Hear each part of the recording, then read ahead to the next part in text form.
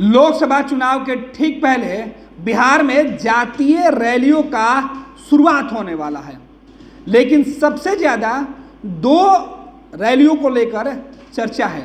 एक आनंद मोहन की रैली और दूसरा चिराग और जीतनराम मांझी के कार्यक्रम को लेकर जो हलचल है वो सियासत में तेज हो गई है। दरअसल नवंबर के महीने में ही आनंद मोहन अपने समाज के लोगों को एकजुट करने के लिए, उसमें सेंधमारी करने के लिए, महागठबंधन के पक्ष में लोगों को गोलबंद करने के लिए कार्यक्रम करने जा रहे हैं। इसकी तैयारी वो पिछले कई महीनों से कर रहे हैं। जेल से बाहर आने के बाद से आनंद मोहन इसी काम में जुटे हुए हैं। तो अब चिराग पासवान और जीतनराम मांझी दलित समाज को एकजुट कर उनके भविष्य को संवारने के साथ उनकी उचित हिस्सेदारी सियासत में कैसे हो, इस मुद्दे पर रैली करने वाले हैं।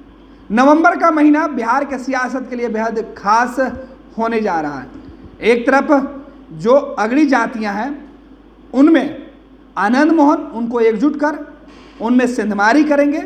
दूसरी तरफ जो दलित समाज के वोटर हैं उनमें जीतनराम मांझी फिलहाल महागठबंधन के साथी हैं, चिराग पासवान एनडीए के अघोषित साथी हैं और वो दलितों के लिए, उनके उत्थान के लिए रैली करने जा रहे हैं। हमारे सहयोगी तेज प्रताप हमसे जुड़ेंगे और बताएंगे कि आखिर नवंबर के महीने में होने वाले रैलियों का क्या खास उद्देश्य है, आखिर क्यों ये रैलियां नवंबर के महीने में लोकसभा चुनाव के पहले कराई जा रही है और जातीय समीकरण इन रैलियों में क्यों अहम माना जा रहा है। तेज, आखिर क्या वजह है? जीतनराम मांझी की बात करें, आनंद मोहन की बात करें, एक तरफ पिछड़े की बात हो रही है, दलितों की बात हो रही है, दूसरी तरफ छोड़ जो जातियां हैं उनकी बात हो रही है। जी देखिए गणेश, मैं आपको बता दूं कि अगर हम बात करें तो आगामी साल में यानी तो 2024 में लोकसभा चुनाव होना और लोकसभा चुनाव में बिहार अहम फैक्टर रखता है। और बिहार की राजनीति की बात करें तो बिहार की राजनीति हमेशा से ही जाति बेस्ड राजनीति रही गणेश, आपने खुद देखा होगा। और अगर हम बात करें दलित की तो दलित बिहार में 16% है और 16% दलित अगर कहीं हो और उसके बाद उसको एकजुट कर लिया जाए तो सीधा सीधा असर जो है आगामी लोकसभा चुनाव के पड़ता है। और बिहार में 6 सीट, आपको मालूम होगा कि 6 सीट रिजर्व करके रखा गया दलितों के लिए। यहाँ के जो सांसद होते हैं वो दलित समुदाय से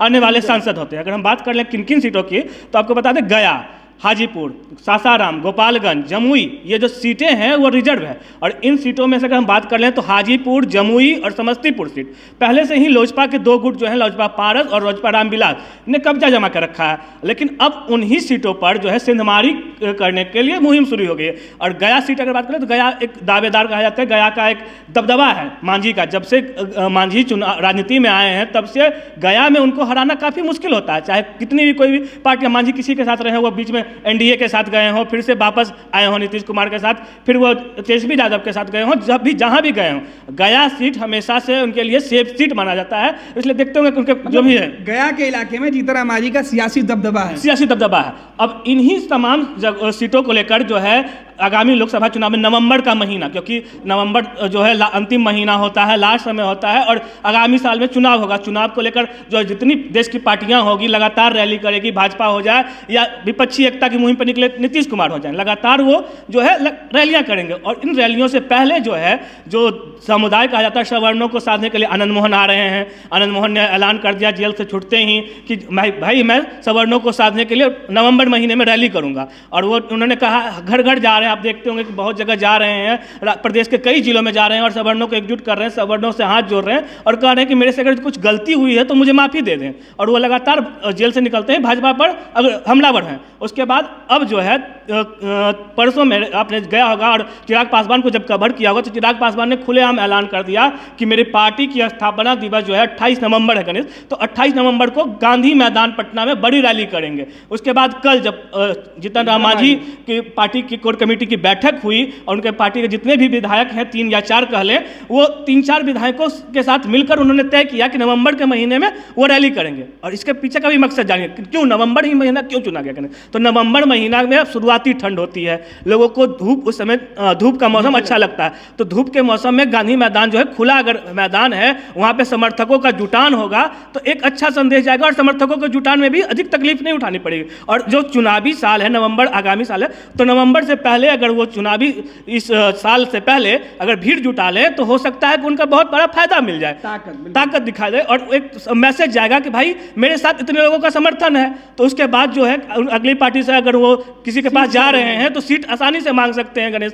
तो यही सब वजह है कि वो जा रहे हैं और सीट शेयरिंग के फॉर्मूला को लेकर सीट का दबदबा जो 5 सीट कर रहे हैं। आप देखोगे मांझी जाते हैं नीतीश कुमार के पास, बोलते हैं मुझे 5 सीट चाहिए, तो 5 सीट चाहिए तो उसके लिए तो आपके पास वोट बैंक चाहिए।